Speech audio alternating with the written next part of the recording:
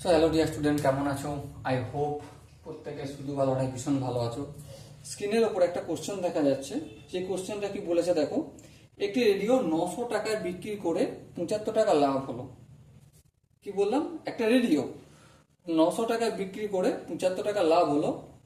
লাভের হার option A B C D, চারটে অপশন আছে। দেখো, বিক্রয় মূল্য সমান কি জানি? বিক্রয় মূল্য সমান ক্রয় মূল্য প্লাস লাভ, তাই তো? হ্যাঁ, তাহলে বিক্রয় মূল্যের জায়গায় আমি বিক্রয় মূল্য লিখে দিই 900 টাকা।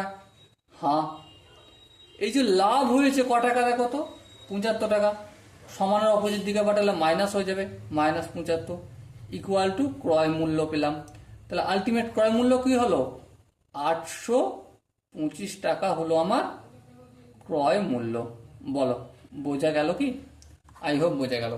এবারে শতকরা কত লাভ, যেহেতু এখানে বিক্রয় মূল্যের ওপর বলেনি বা কোনো উল্লেখ করেনি, সেই জন্য আমরা ক্রয় মূল্যের ওপর বেস করে লাভটা ডিসকাস করে নেব। ওকে, তাহলে শতকরা লাভ সমান শতকরা লাভ ইকুয়াল টু লাভ কত হয়েছে 75, এটা তো লবে বসবে।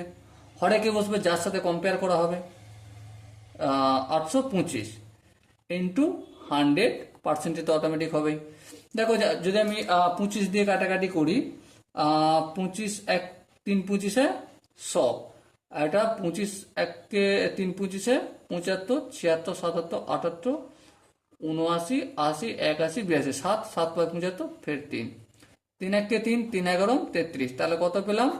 100/11%। 100/11% মানে কি? 9 11 99, 9×1-11% শতকরা লাভ হবে। আই হোপ এই কোশ্চেনটার প্রতিটা স্টেপ বোঝা গেছে। যদি কোনো জায়গায় ডাউট থাকে, কনফিউশন থাকে, তার জন্য কি করতে হবে?